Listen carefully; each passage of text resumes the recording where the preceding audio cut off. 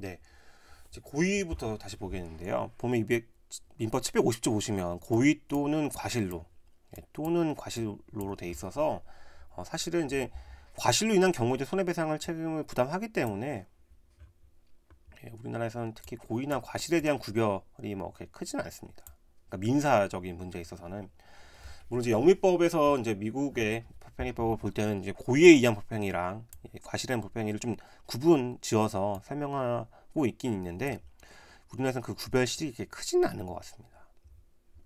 아무튼 지금 고의니까 고의에 대한 내용, 이 과실에 대한 내용은 사실 형법 시간에도 좀 아주 맛배기로 봤던 내용이긴 하잖아요. 고의가 우리가 알고 있는 그런 고의가 아니다. 우리가 일반적으로 고의라고 하면 어떤 악성, 악의를 가지고 있고 어떤 범죄 동기를 가지고 한 행동을 하지만 적어도 민법에서 말하는 고의는 그냥 어떠한 행동인지 그냥 내가 하는 행동을 알고 어떤 이게 진짜 뭐 어떤 나쁜 행동인 것까지도 아는 것이 아니라 그냥 내가 하는 행동을 알고 하면 되는 거거든요.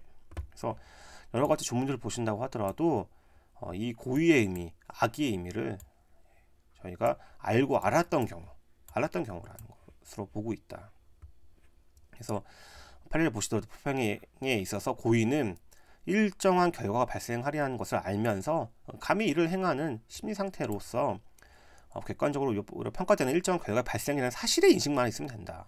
그러니까 내가 어떤 행동을 한다는 그 사실만 알면 되는 거지 그 외에 그게 위법한 것이라는 것이 평가가 되는 것까지 인식할 필요는 전혀 없다는 것이죠. 그래서 우리가 아는 일상생활 용어에서의 고의와 굉장히 다르죠. 법적인 개념으로서의 고의는. 그 다음에 이제 과실이 있습니다. 과실도 보면 일단 그 한자어를 좀 구별하실 필요가 있는데 우리가 이제 과실, 요 천연 과실에서 말하는 요 과실이랑 요 과실은 이제 다르잖아요. 같은 과실이라는 표현을 쓴다고 하더라도 좀 다른 표현이다라고 일단 먼저 아신 다음에 요런 과실은 성립요건에서 과실은 일반적 이른바 추상적 과실만이 문제되는 것이고 이러한 과실은 사회평균인으로서의 주의의무를 위반한 경우를 가리는 것이지만 여기서 사회평균인이라고 하는 것은 그때그때 구체적인 사례에 있어서의 보통인을 말하는 것이다. 그러니까 여기서 말하는 추상적 과실, 구체적 그렇다고 하면 반대 얘기로는 구체적 과실이 있느냐 이런 거 따진다는 것인데 저희가 불평의 책임에서 말하는 이 과실은 일단은 고의에 대응하는 개념으로 보기 때문에 좀 약간 러프하게 보는 거죠. 그냥 어떠한 주의의무가 있는데 그 주의의무가 법령에 의해서 발생할 수도 있고 계약에 의해서 발생할 수도 있고 아니면 신의책에 따라 발생할 수도 있지만 어떤 요구되는 행동을 하지 않은 태만이한 행동. 그래서 이제 인식하고 하는 고의보다는 부족한 거죠. 충분히 알 수 있었다. 넌 그 정도의 주의의무가 있었는데 주의의무 다 했다고 하면 적어도 이제 그 행동을 안 했어야 될, 방지했어야 될 이제 어떤 회피할 의무가 있었던 것이죠. 그걸 다 하지 않았기 때문에 책임을 부담시킨다. 어느 경우가 주의 의무가 있는 것이냐라고 했을 때는 일반적인 일반인보다 그 행동을 함에 요구되는 사례의 보통이라는 거죠. 예를 들면 이제 항공사고에서 어떤 과실이 있다라고 하면 일반인으로 하면 그 과실을 따질 수가 없지 않겠습니까? 그 업무에 종사하는 사람들이 통상 갖춰야 될 어떤 그 주의무의 정도가 다르지 않겠습니까? 그렇기 때문에 추상적인 일반인, 그러니까 추상적 과실은 맞긴 맞는데 추상적 일반인이 아니라 그때 구체적인 사례에 있어서의 보통인, 구체적인 사례에서의 예를 들면 항공기 사고라고 해서 어떤 기장이 어떤 책임을 문다고 하면 그 항공 기장에서 요구되는 어떤 그 직업인으로서의 책임, 과실을 얘기하고 있을 것이다. 근데 그건 너무 구체적인 사고인 것이고요. 그게 아닌 일반적인 경우라고 하면 예를 들면 도로교통에서 발생되는 있는 과실로 어떤 사고를 냈다.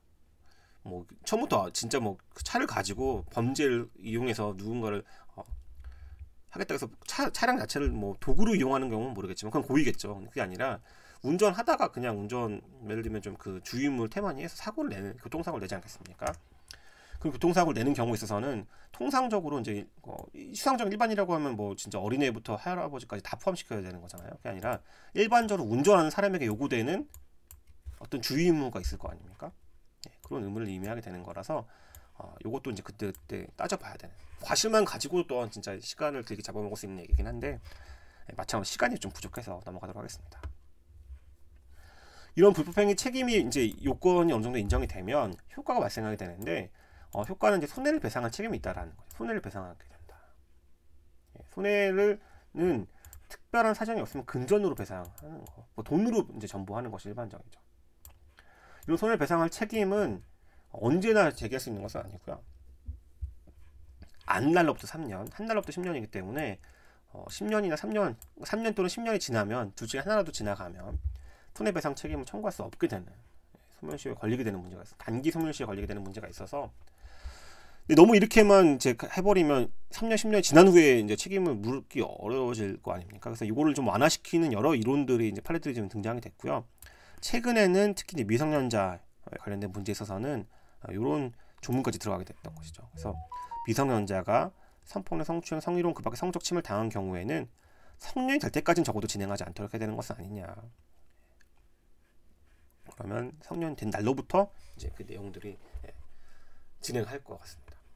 중요한 거는 얼마나 청구하냐인데, 얼마나 청구하냐에 있어서는 저희가 아까 393조를 좀 봤잖아요. 그래서 통상의 손해, 그러니까 내가 손해를 입었다고 하는 거는 요건으로서의, 아까 말한 여기서 말한 요건으로서 불법행위 책임을 발생시키는 요건으로 손해, 그냥 단순하게 손해가 있다는 사실 자체만으로도 충분한데, 결국은 금전으로 이제 돈을 받아야 되는 것이기 때문에, 그래서 얼마를 원하는 것이냐라고 했을 때는 결국 그 금액을 입증할 필요가 있긴 하거든요. 그래서 저희가 통상 그런 그 손해, 구체적으로 입증이 필요한 손해 액수에 대해서를 세 가지로 좀 구별하고 있긴 합니다. 적극적 손해, 소극적 손해, 그리고 이제 정신적 손해. 그래서 손해의 유형을 좀 분류한 다음에 그 각각의 왜 그 금액이 나오게 되는지에 대해서는 이제 마치 영수증 처리를 하는 것처럼 저희가 증빙을 할 필요가 있다라. 저는 굉장히 중요할 것 같습니다. 그렇다고 보면 아까 불법행위 책임을 발생시키는 것부터 구체적 손해까지 증명하는 문제, 입증을 하는 문제가 굉장히 중요한 거죠. 이게 소송법과 연결되는 굉장히 큰 지점인데요. 민사재판은 철저한 변론주의에 따라 운영된다. 그러니까 뭐 변론주의란 얘기는 당사자주의, 당사자에게 각각 있고 최종적으로 그 얘기를 듣고 법원이 판단을 하겠다는 거거든요. 운영되고 있는데, 이러한 입증 책임의 분배는 제가 잠깐 기침학원이라고 일시정지했더니 무슨 말을 하고 있었는지 잠깐 입증책의 분배부터 보면 되는 거죠. 권리 발생을 주장하는 자, 즉 이 사건에서 불법행위를 원인으로 손해배상 책임을 주장하는 원고들, 그 피해자들이겠죠. 피해자들이 가해자의 불법행위 사실을 입증해야 될 것이다. 근데 다만 이제 모든 증거 자료가 가해자에게 있는 상황에서는 피해자에게 이걸 입증하라고 하는 것도 굉장히 좀 약간 힘든 문제가 발생하겠죠. 그래서 이런 것들을 좀 약간 완화시키기 위해서 손해 원인이 가해자 위험령에서 발생한 경우에는 오히려 피해자가 아니라 가해자가 책임의 객관적 요건 및 주관적 요건의 부존재에 대해서 증명책임을 져야 한다는 위험 영역설, 증거와의 거리, 입증의 난이도, 근거하는 기준으로 증명책임을 다시 분배해야 한다는 증거 거리설 등이 나타나고 있다. 이런 것들은 변론주의 한계에 대한 반성이 있는데, 그런 위험 영역설의 증거 거리설이 이제 등장한다는 정도의 의미인 것이지, 원칙적으로는 입증 책임은 이제 원고에게 있으니까 피해자들이 이런 점들을 입증을 해야 되는 문제가 있습니다. 가해행위, 손해발생, 인과관계, 고의과실, 다 어느 하나 쉬운 게 하나도 없는데요. 뭐 그래도 예를 들면 적어도 가해행위 한 정도는 특정이 됐으니까 가해자를 잡아서 이제 가해자에게 청구를 할 거라고 본다고 보면, 사실 가해행위나 그로 인한 손해 발생 정도는 그나마 좀 넘어갈 수 있을 것 같은데요. 인과관계랑, 그러니까 그 가해행위를 통해서 인과관계 발생했다든지, 그리고 상대방의 가지고 있는 고의과실, 특히 과실의 영역들, 직접적으로 어떤 범죄 행위를 했거나 했으면 문제가 안 되는데, 어떤 행동을 했어야 될 행동을 하지 않았다는 거, 그게 어떤 법률상에 요구된 어떤 점들을 위반해서 한 과실이 있다는 점을 입증을 하기가 진짜 쉽지가 않은 측면이 있는 거죠. 이런 경우에 반대되는 입장에서 피고 입장이라고 하면, 본인이 할 수 있는, 내가 그 당시에 책임이 없었다, 처음 법률 행위적으로 이건 위법한 행동이 아니다, 그리고 과실의 경우라고 하면 그럼 나 그런 의무 자체가 없다, 과실이 발생해야 될 의무가 있었는데 이런 의무를 위반한 의무 위반 자체가 없다, 의무가 없다든지 아니면 의무를 위반한 사실 자체가 없다라는 식으로 다툴 수도 있을 것이고요. 야, 너도 잘못하지 않았느냐 라고 해서 과실상계 주장할 수도 있겠죠. 어려운 문제가 될 것 같습니다. 이 입증 책임 문제는. 그 다음은 이제 특수한 불법행위 영역인데요. 이걸 좀 이제 과실 책임주의, 계속 과실 책임주의 기초하고 있는데, 조금씩 뭐가 좀 다른 논의들이 나오고 있는 것입니다. 예를 들면 755조의 이제 감독차 책임이 있는데요. 다른 자에게 손해를 가한 사람이 753조가 아까 미성년자하고 754조가 심리상실이었거든요. 기억나시는지 모르겠는데, 예, 요 753조, 754조 얘기예요. 그러니까 이거 이렇게 했으면 이 사람 책임 안 진다면서요. 753조, 754조는 그 직접 한 사람은 책임 능력이 없어서 안 한다면서요. 근데 그렇게 하면 너무 불합리하잖아요. 그렇기 때문에 755조에서는 그를 감독할 법정 의무가 있는 자가 그 감독 의무를 게을리하지 아니한 경우에는 그러지 아니하다. 그러니까 본인이 감독 의무를 게을리하지 아니하다는 것을 가해자가 입증하도록 하되 일단은 의무만 있으면 책임을 지라는 것이죠.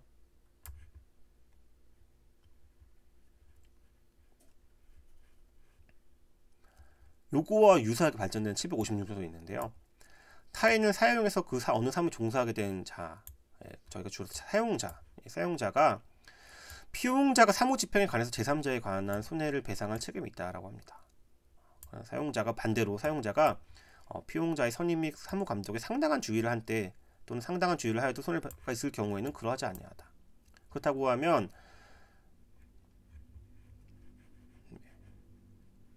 요거는 이제 750조 같은 경우는 가한 사람의 책임 능력 자체가 없는 거잖아요. 예.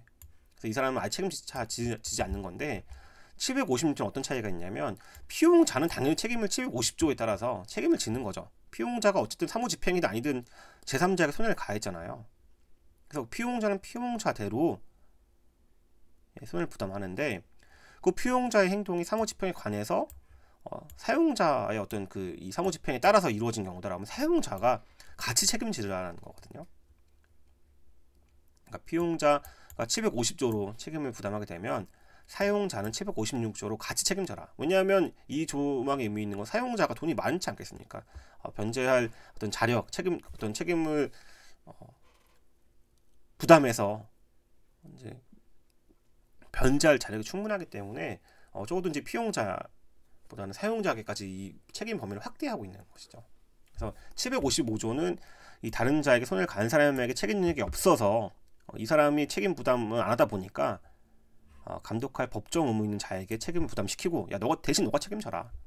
대신 이제 테러를 만들어서 그 사람이 나는 최선을 다했다라는 점을 입증한다고 하면 면제시켜주는 거. 그러니까 입증 책임이 전환되는 형태인 거죠. 요거를 입증하지 않아야 되는. 요거를 이제 거꾸로 가해자가 측에 있는 이 의무 있는 자가 감독자가 요거를 입증해야 되는 거니까.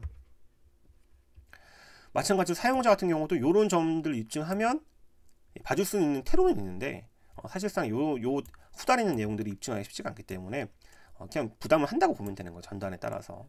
그래서 756조는 피용자는 피용자대로 책임을 지는 경우고 앞에 있는 사용자는 사용자대로 756조에 의해서 책임을 지게 된다. 예, 이런 것들 저희가 어떤 감독 책임과 관련돼서 이제 어떤 책임의 범위 영역이 좀 확대된 거죠. 내가 직접 어떤 행동을 한 건 아니지만 나름의 내 바운더리 안에서 벌어진 어떤 행동에 있어서 책임을 지라는 형태의 느낌인 거잖아요. 758조는 그 어떤 것들을 이제 관리하는 책임에서 상대 책임을 부담하는 것이거든요. 내용 좀 보시면 공작물의 설치 또는 보존의 하자로 인해서 타인에게 손해를 가한 때에는 공작물 점유자가 손해를 배상할 책임이 있다. 점유자가 손해 방지에 필요한 조치를 혜택하지 아니한 때에는 이걸 입증하게 된다면 그 소유자가 책임을 지라. 그러니까 소유자든 점유자든 공작물의 설치 보존에 어떤 이 공작물과 관련되어 있는 이 사람은 이로 인해서 하자로 발생한 손해에 대해서는 사실은 이 구체적인 어떤 사람의 행동이 아니라 그냥 이 존재 자체에서 발생되는 어떤 손해인 거잖아요. 공작물인 거니까.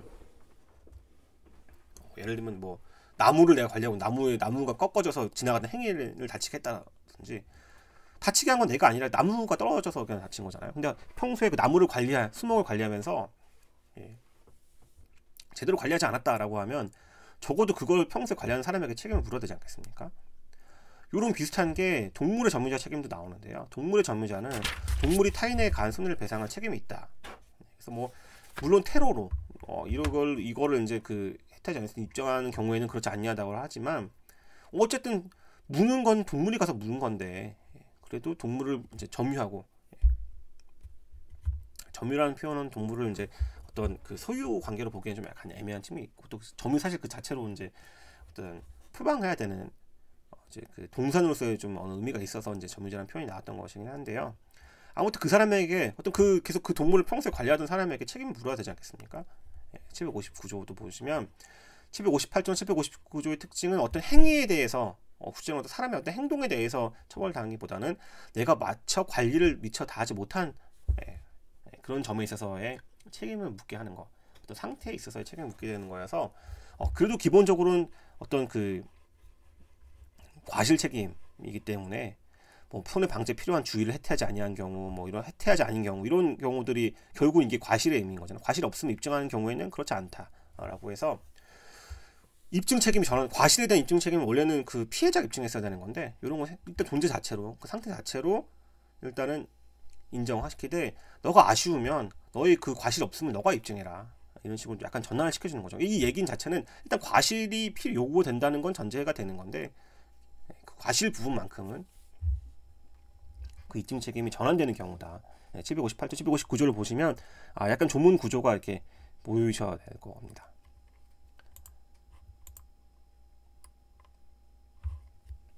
그 다음에 중요한 거는 이제 공동 불법행위 책임인데 760조인데요. 수인이 공동의 불법행위로 타인에게 손해를 가한 때에는 연대에서 책임을 부담한다. 공동 아닌 수인의 행위 중 어느 자의 행위가 그 손해를 가한 것인지 알았을 때는 전환과 같다. 보시면 이제 공동이라는 표현이 나오고 이제 교사자 방조자도 공동 행위자로 본다라고 되어 있잖아요. 보시면 교사든 방조든 공동으로 하든 수인이 가담한 형태에 있어서는 그 모든 사람이 다 책임을 연대해서 지라는 형태인 건데, 이건 형법에서 말하는 어떤 이 다수자가 가담한 형태의 범죄 형태랑 조금 약간 다르긴 한 거죠. 형법에서는 이런 공동 전범의 형태에 있어서는 각 행위자를 그 죄의 정범으로 처벌한다고 되어 있지만 교사랑 방주는 분명히 구별하고 있거든요. 교사는 동일한 형으로, 방조는 종범으로 처벌하기 때문에 감경에서 처벌하게 되는 거. 그러니까 교사법은 동일하게 처벌되고 방조법은 감경에서 처벌하게 되는 것인데, 아무튼 기준이 되는 건 공동정범이잖아요. 공동정범인 경우에는 꼭 어떤 행위자에게 어떤 결과가 발생했을지를 이제 요구하지 않긴 하지만, 그래도 이 공동의 개념에서는 의사적인 형태로 서로가 서로를 이용한다는 정도는 인식을 하고 있어야 되는 거잖아요. 모의를 하고 인식을 해야 되기 때문에 사실 이 30조, 31조, 32조에 나오는 이 공동정범, 교사범, 종범에서의 어떤 구별의 실익은 의사적인 작용으로, 그러니까 아까 우리가 고의의 영역에 있을 때 적어도 이걸 내가 정범의 고의로, 직접 내가 범죄 행위를 실행하는 고의로 어떤 행동을 한 것인지, 그리고 그 사이에서 각자를 도구로 이용해서 우리 같이 한 원팀으로 가자고 얘기했으면 공동정범이 되는 것이고, 그게 아니라 나는 직접 나서지 않고 네가 가서 대신해라, 사람에게 없는 걸 생각을 갖게끔 해서 하는 것이 교사하고, 이미 있는 사람한테 이용 촉진하게 해주는 어떤 그 고의로 이루어지는 경우라고 하면 이 종범이라고 볼 수 있거든요. 근데 헌법에서는 이걸 이제 세분화시켜서 책임 개별화의 원칙에 따라 책임을 좀 세분화시켜 놨는데, 민법은 그런 거 없는 거죠. 어느 경우든 간에 일단 타인에게 어떤 이 수인이 가담해서 이루어진 형태라고 하면 일단은 각각 뭐 내부적인 구상 관계에서 퍼센테이지를 어떻게 부담할지는 모르겠는데, 일단은 이 손해배상 책임, 불법행위 책임의 목적 자체가 손해를 전보시키는 거죠. 발생한 손해를 일단은 누군가에게 부담시켜줘야 되는 거잖아요. 그래서 일단은 가리지 않고 누구나 다 가담한 사람 모두에게 연대해서 책임을 지라고 넘기는 거죠. 그렇다고 하면 이 피해자는 그 A, B, C A한테 다 전액을 물을 수도 있고 B한테 물을 수도 있고 C 마음이죠. 어느 사람이든 가가지고 찾아가서 전체에 내가 필요한 그 인정된 손해액을 전보받을 수 있게 될 것입니다. 근데 이제 여기서도 중요한 거는 이 수인의 불법행위이기 때문에 각자 어떤 이 불법행위로 이루어진 어떤 뭐 의사적인 고의, 과실, 손해발생, 인과관계, 이건 다 입증이 필요하다는 것이죠.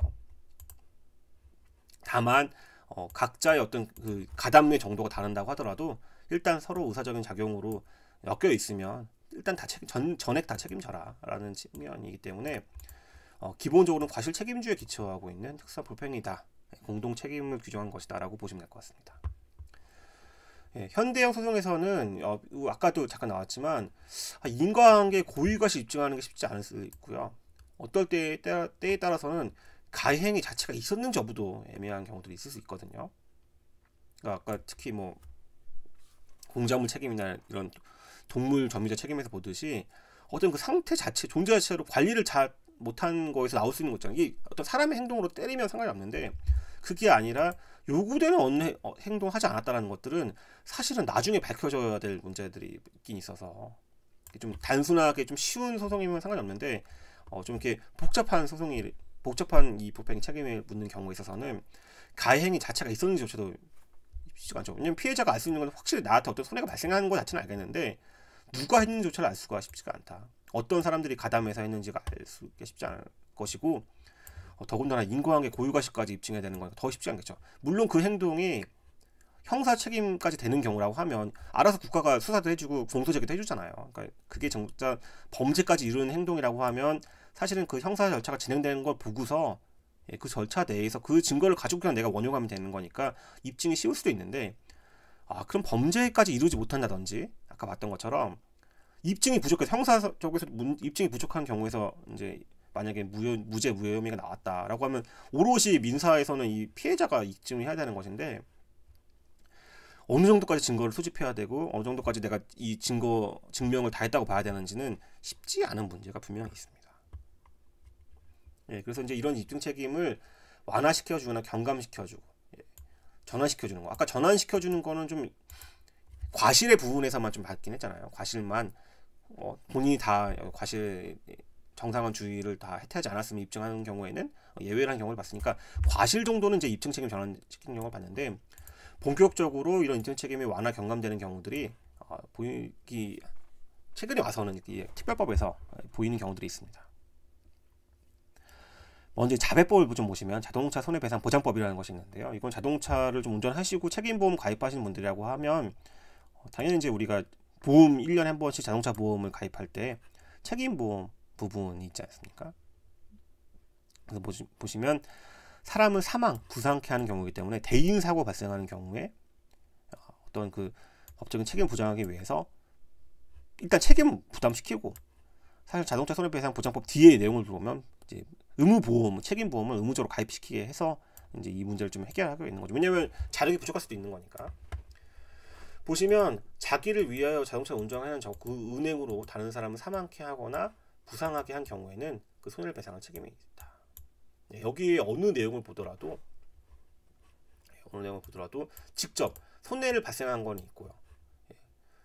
그 운행으로니까 운행이라는 개념만 인정되면 운행으로 대인사고 발생한 거. 그러니까 이제 인과관계 정도까지는 운행으로 볼 수 있게 하겠네요. 중요한 가해 행위의 개념을 운행이라는 개념으로 이제 치환시켰다는 거죠. 그러니까 내가 어떤 고의과실로 어떤 고의과실로 위협한 행동을 할 거라는 것을 알고 한 것이 아니라 그냥 운행하다가 자동차 운전하다가 어떤 사고 발생하면 대인사고 발생하면 야 일단 네가 책임져라 이런 식으로 입증 책임을 경감시켜주고 있는 것이죠.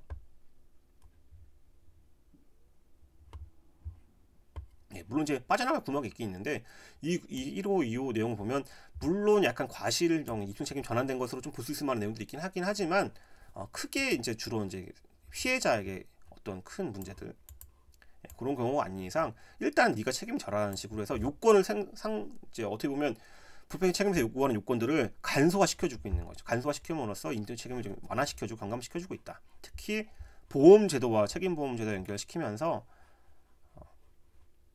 일단은 요거로 발생한 이 대인사고로 발생한 손해에 있어서는 일단은 배상을 하게끔 손해가 전부가 되게끔 해주는 역할을 하고 있습니다. 환경정책기본법을 또 보시면 여기 많이 대놓고 물과실 책임 써 있잖아요. 환경오염 또는 환경훼손해가 발생한 경우에 손해가 발생한 경우 의로니까 이제 그 인과관계까지는 필요하긴 하지만 그냥 원인만 있으면 인과관계와 있고 손해 발생 사실만 있으면 피해액 배상하라고 하는 것이잖아요. 고의과실을 요구하지 않는다. 고의과실을 요구하지 않는 거라서 이건 아예 고의과실을 요구하지 않는다. 무과실 책임까지 될 수도 있는 거죠. 그래서 이런 것들이 지금은 제가 환경정책기본법, 자동차 손해배상보장법만 이렇게 소개를 했지만 제조물 책임법, 여러 가지 그 특별법, 민법, 민사의 특별법에서 이런 내용들을 규정하고 있는 경우들이 좀 있습니다. 그래서 그런 경우들에 있어서는 어디까지 입증을 요구하고 어디까지는 입증을 완화시키고 그때는 입증 책임을 전환시키고 있는지 현대형 소송에서 특히 이런 것들이 발견되고 있는 거 입증이 얼마나 어려우면 이렇게 했을 것인가라는 것들 좀 고민해 보셨으면 좋겠습니다. 말이 나온 김에 이제 배상과 보상의 문제를 좀 약간 얘기를 해보려고 합니다. 예, 배상, 보상, 예, 보상, 배상 다 상자라고 하면 이제 뭐 큰 문제가 없는데 이제 보자랑 배자가 좀 달라지겠네요.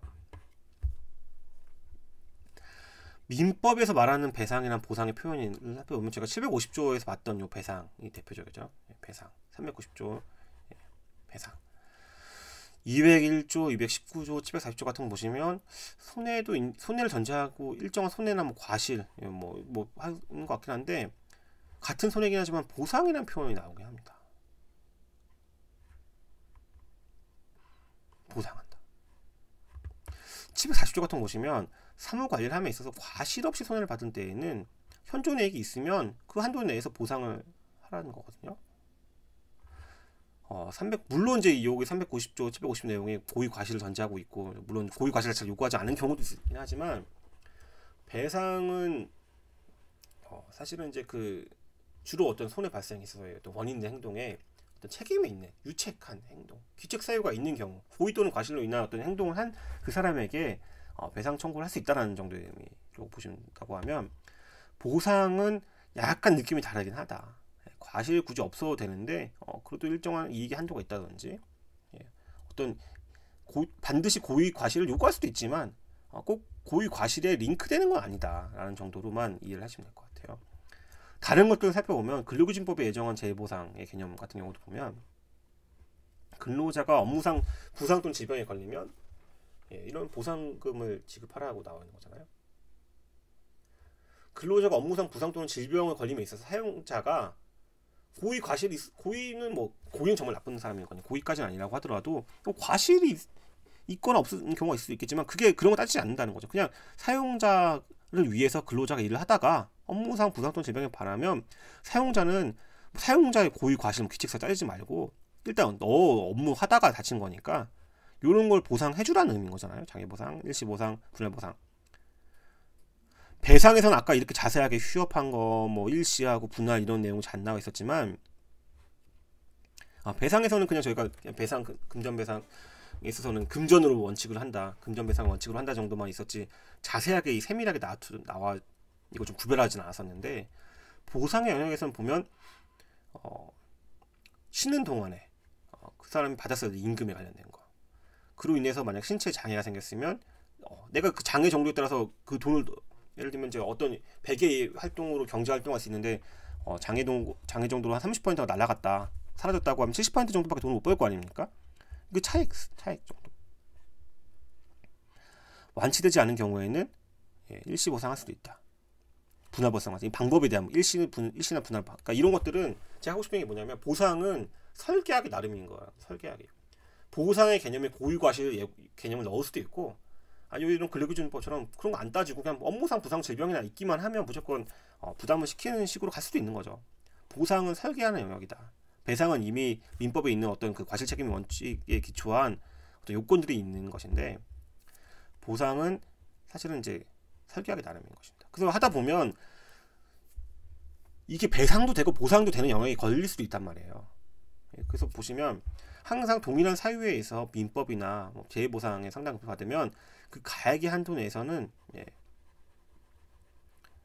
손해배상의 어떤 그 내용으로 받게 되면 보상 책임이 안 한다고 되어 있거든요. 그러니까 이게 보상과 배상의 영역이 중첩될 수 있는 영역이 분명히 있다는 것이죠. 그러니까 보상이 꼭 배상을 전제하는 것은 아닌데 배상이 될 수 있는 만한 영역들을 보상으로 가져와서 설계해서 이렇게 좀 이렇게 나올 수 있다고 생각하시면 될 것 같습니다. 그래서 저는 보통 보상 설명할 때는 보상은 설계의 영역이다. 입법의 영역인 것이고 어떻게 만드는지에 따라 달라지는 것이죠.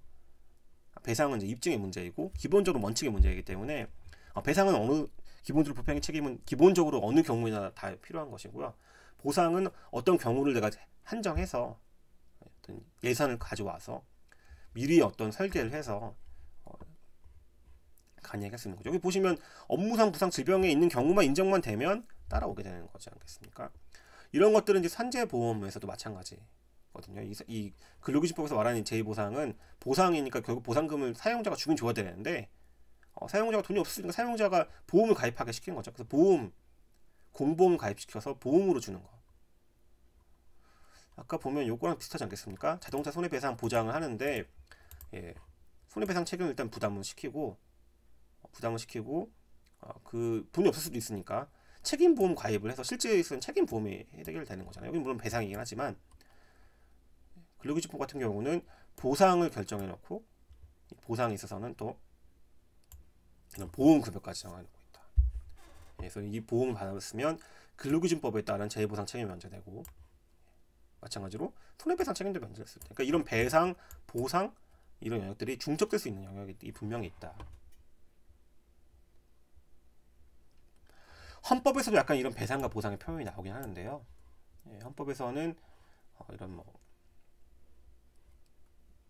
29조 국가배상 책임이잖아요. 공무상 불법행위로 손해를 받은 국민은 법률이 정하는 바에 의해서 국가 또는 공공단체에 정당한 배상을 청구할 수 있다. 그 외에는 보상, 불기소처분 무죄 판결. 29조 2항 같은 거 보면 이제 보상과 배상이 중첩되는 경우인 거죠. 보상 외에 배상을 청구할 수 없다. 그러니까 보상 받는 경우에는 별도로 배상, 그러니까 이 보상이 배상의 가름에서 이루어진다는 측면인 것이죠. 그래서 이제 배상과 보상의 개념은 일단은 이제 갑자기 이제 보상까지 나와서 좀 약간 어려워질 수 있는 것 같은데요. 일단 기본적으로 오늘 배우는 내용들은 다 배상 책임에 관련된 거. 불법행위 책임이 발생하면 금전적으로 손해배상 책임이 있다. 예. 배상 책임에 관련돼서 저희가 요건들, 중요한 요건들 봤잖아요. 책임 능력이 있고 위협한 가해행위가 있어야 되고 손해 발생하고 인과관계 있어야 되고 고의랑 과실이 있어야 된다는 거. 이런 요건들이 입증해야 되는 것이고 때에 따라서는 그 경우들이 이제 책임을 부담하는 사람들이 좀 확장되는 경우들을 봤잖아요. 예, 그건 우리가 아는 FM대로 가는 일반적인 원론적인 의미에서 배상인 것이고요. 보상은 그때그때 법에서 정해서 만들어질 수 있는. 근데 배상을 전제한 어떤 영역들을 보상의 영역으로 대체할 수도 있는 것이고 배상과 보상이 중첩적으로 적용될 수도 있는 것이고 그건 보상은 정하기 나름이라는 거죠. 정하기 나름.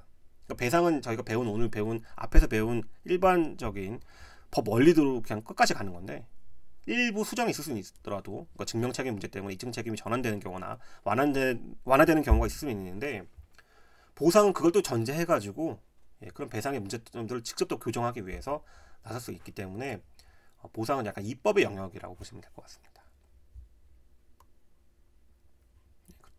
특히 제가 이제 이런 보험의 문제와도 같이 배상, 보상, 보험은 같이 생각해 볼 필요가 있다라는 점. 예, 일단 여기까지 하고 또 쉬었다 다시 또 시작하도록 하겠습니다.